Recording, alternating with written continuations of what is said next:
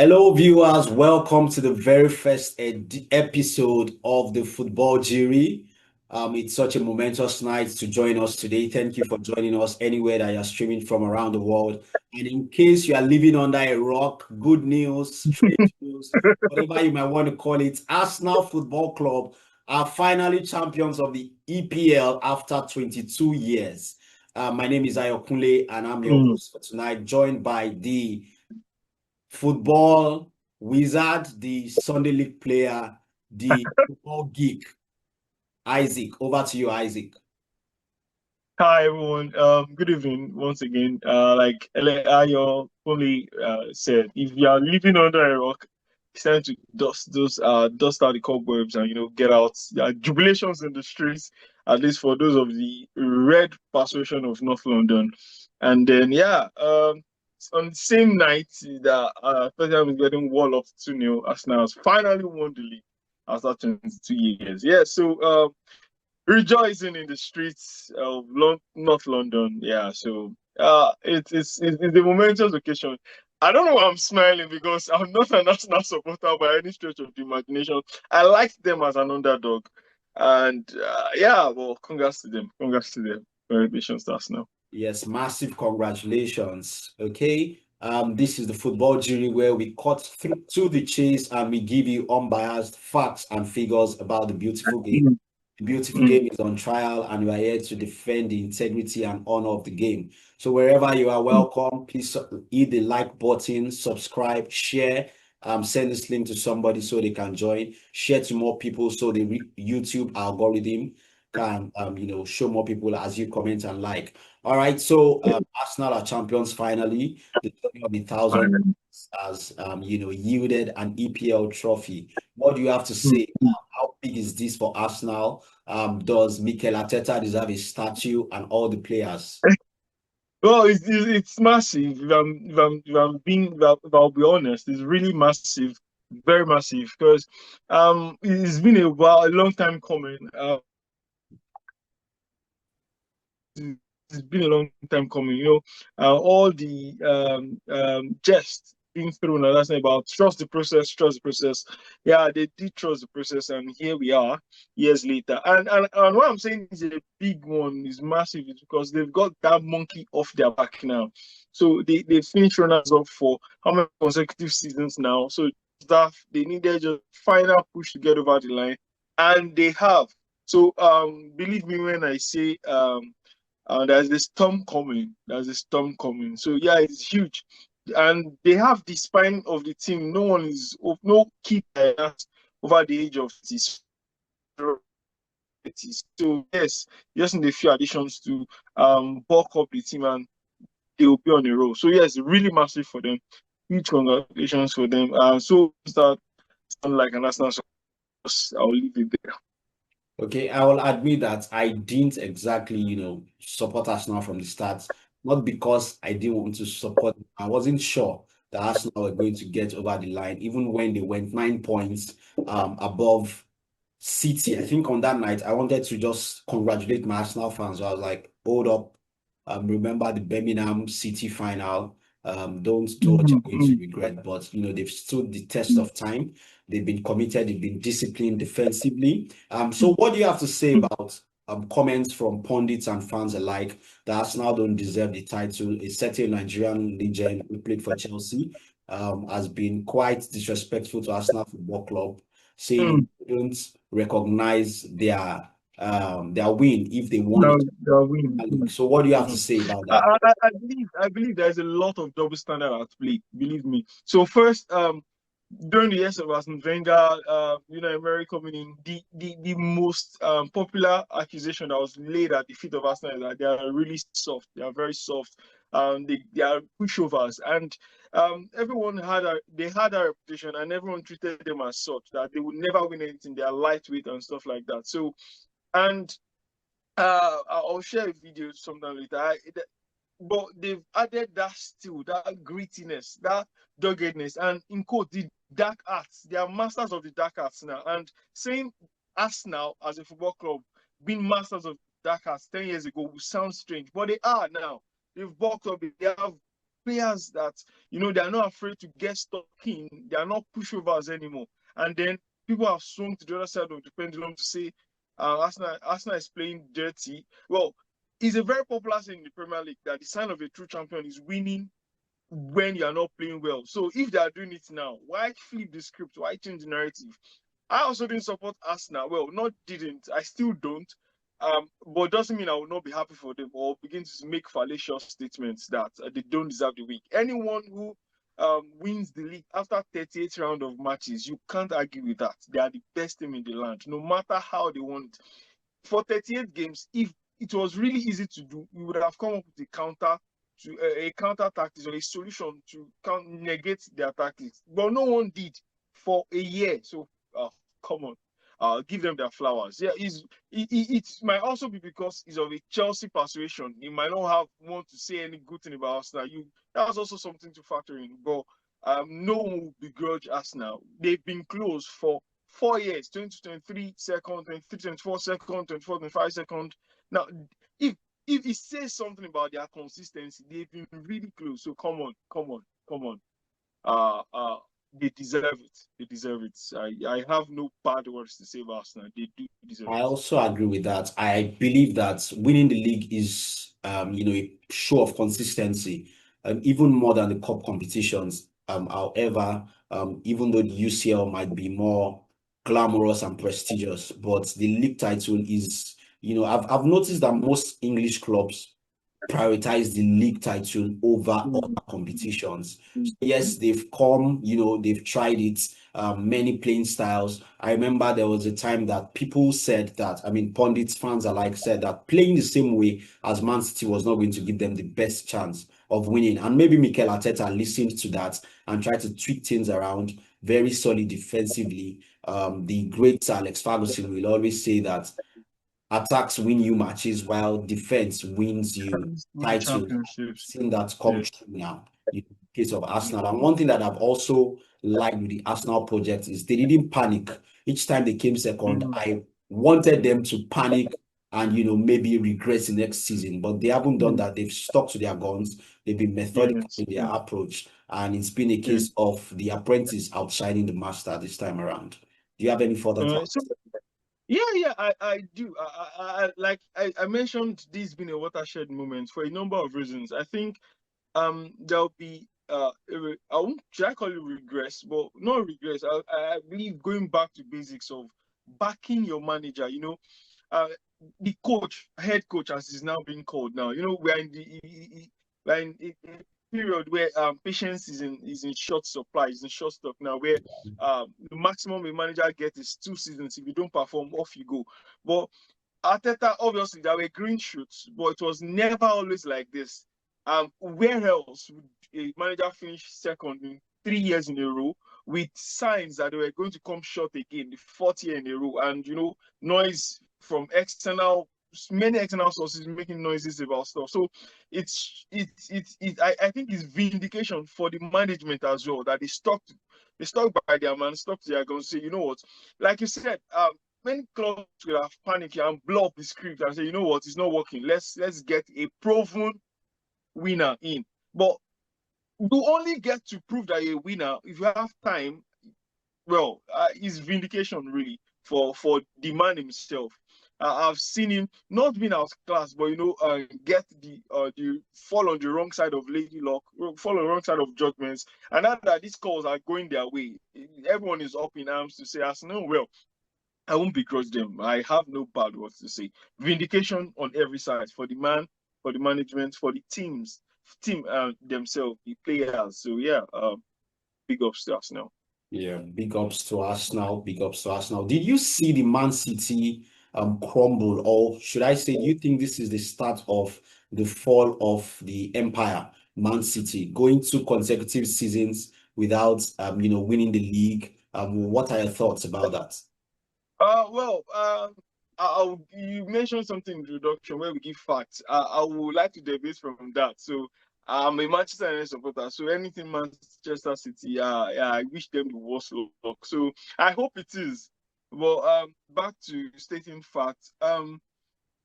going 2 seasons without winning the league is not the end of the world, especially when you came this close to winning it. So what I would say might not bode well for future seasons for continuity is the fact that apparently Pep Guardiola is on his way out and Enzo Maresca is coming in. Would Maresca have that aura?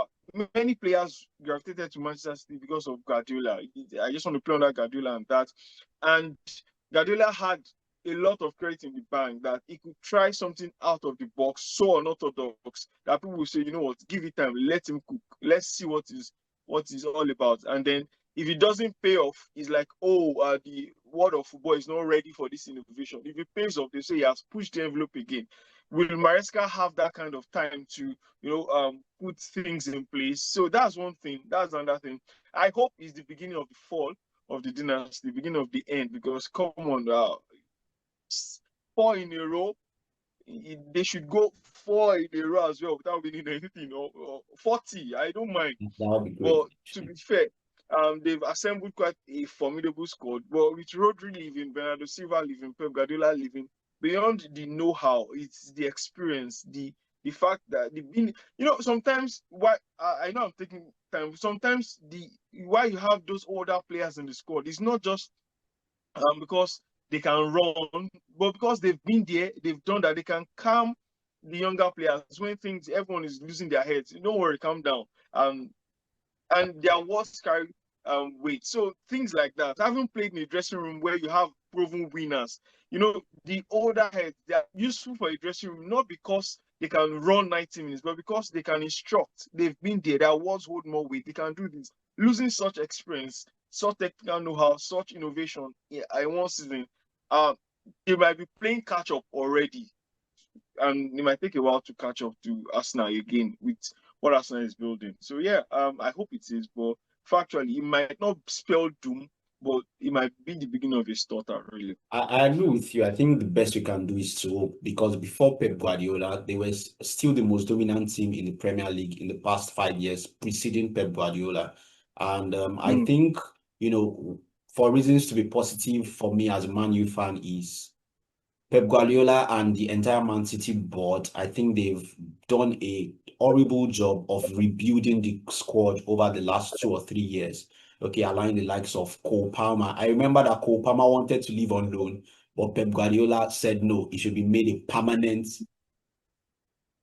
Maybe not horrible, but they bungled it, but I won't call it horrible. Maybe horrible is extreme, yes, but they didn't do the best job at that. And exactly. I want Pep Guardiola to stay for longer, just to test that theory of, Sir Alex Ferguson was able to rebuild his teams over the years.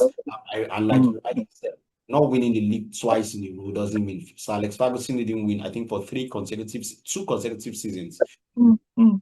Seasons thereafter. And I'd like to see that Enzo Maresca is another discussion. Let's see how that goes. But coming back to Arsenal now, about 2, 3, 4 seasons ago, if not 5 years ago, I saw an analysis that it would be almost impossible to surmount Pep Guardiola and Klopp in the Premier League. So the best thing for any club was to start building for the time that they will inevitably slip up.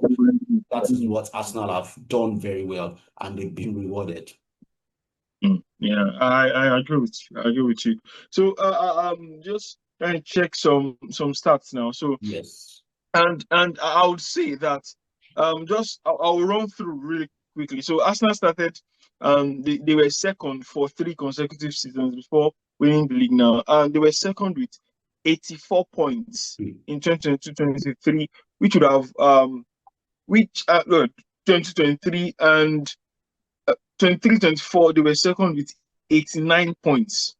So 24-25 they were second with 74 points, and then 25-26 they were which is where we are now. After 37 rounds of matches, they are first. They've won the league, obviously. They have 2 points. So what that tells us, apart from the dip in 24-25, where they were 10 points off the pace, I'll say they've been consistent. They've been consistent, really. So and they've been adding parts, or where they've realized that okay, we are probably short here, divided parts. Zubimendi would not have been the most popular choice. It wasn't the most glamorous choice to be added, but if you look at his game, it was something. It was a player they needed to free Declan Rice to move up the pitch, and really, it's about knowing. At the end of the day, it's not about buying the most glamorous parts, but buying the most functional players that will fit into the team as well. And I'll just say this briefly, so I don't take up all the time. I'll say even the most legendary managers might not necessarily be the best at succession planning. So, Ferguson, bungled legendarily bungled his successor. Arsene Wenger haven't spent quite a lot of time in Arsenal. We know what happened. Unai Emery before Arteta came in to mop things up. And anyone who has spent such a long time in a particular position, whether in the world of football or outside, who haven't known when they are leaving, there should be the succession should even be in place. That's why most times internal promotion, the likes of Keith Andrews at Brentford, they tend to, maintain, because having been part of the system, they know what's up, and the power vacuum is not that much. It's not that big of a leap because you've been around the block. People know your face. Your voice carries power. As you wait behind the voice before you step into the position. So I just hope. Well, I would have said I hope for the best for Maresca. I do not. I wish him the worst. He's a Man City manager, but I hope they give him time, because at the end of the day, he's a man himself. He's a human being. So I hope they give him time to implement his policies and things like that. So yeah. Okay, thank you. So moving on to the next talking points. Will it be safe to say, like I would expect some Arsenal fans to come up with this argument after this, that Mikel Arteta wearied Pep Guardiola out of the league, because we've seen Pep uncharacteristically. He wasn't able to get his best 11 until around January, February. And even after I got that, it didn't look like he was sure of them. Today his tactical changes left a lot to be desired, or were surprising, taking off Doku at that point in the game. And I thought Doku was their best winger. Was very surprising to me. So what would you say about that? Before you answer, I also remember that, Madrid fans, made that claim when Pep Guardiola left Barcelona. He also came second. So what do you think? What would you say to that? I It's a very unpopular take from me. That well, if anything, to serve as a soundbite. That's Pep Guardiola. I wouldn't call him a flat track bully, but I would like to see him rebuild a club from scratch. Would he have achieved the same success Arteta had at Arsenal, from where Arteta brought Arsenal from? Would he have done that? The only team Guardiola has built from beginning is his first Barcelona team, where he brought in a couple of youth products, youth players, and built the team around that core, with Messi, arguably the greatest football player of all time, being the spine of that team. Thinking that I feel when players can adapt to his tactics, to his methods, they play wonderful football. Yeah. But then when he has to rebuild, you mentioned this just a few minutes ago, that when he has to rebuild teams, he's not the best at rebuilding. He lost Kyle Walker, and a central midfielder, Matheus Nunes, has been serving as Manchester City's right back for about 2 seasons now. Doesn't speak to before they and who is Manchester City's starting left back? O'Reilly, Nico O'Reilly. He's a central midfielder by trade. They signed Ryan Atunuri from Wolverhampton. Didn't work out. They've had quite a lot of left back. Before then, Nathan Ake played as a left back. Aymeric Laporte played as a left back. Many. Pardon? Fabian Delph played at left back for considerable. Left back. So basically, and he speaks to a manager that if you don't have specialists, if you don't have people who can adapt to you, you can't really build a team. So back to answer your question of did Arteta weary and Guardiola, I would say that's not really giving Arteta credit to say he won it on his merits. Basically saying he only won because Guardiola was worn out. No, I don't think that's the case. I think Arsenal won this on their merits. They beat people that they ought to beat. They didn't lose teams matches that they would have done in times past. So also, Mourinho was at his peak then, the peak of his powers at his Chelsea, Madrid days. He might not have won anything because, like we just said, the Barcelona team then were basically one of the best teams of all time. So basically, it speaks to Mourinho's tactical prowess rather than Guardiola's inability to win the league. So let's just not, because let's not just think, or let's not just put that and say one man can only win the league. Basically, you are saying Guardiola lost the league. I don't think that's the case. Arsenal won it. Arteta won it. Yes, I And agree. Guardiola We are didn't. running out of time. Finally, in one or two sentences, do you see this as the beginning of an Arsenal dynasty, the domination of the I league? do. I do. You? I do. So Maybe you not think domination. they'll be favorites to win the Premier League next season? I believe so strongly. They will be in and around from now for the next at least years. I believe that with all my heart. All right. I do believe All it. right. I do. I beg to differ on that, but time will review. Thank you, viewers, for joining us today. It was such an amazing episode being with you. We would like to see your comments. What do you think? Do you think this will be the start of Arsenal's domination in the Premier League and perhaps in Europe at large? Drop it in the comment section. Like, subscribe, share to all your friends, and stay tuned for more exciting and educating content, dissecting and talking about the beautiful game. As always, it is Ayokunle, your host, and also my co-host, Isaac. We say bye.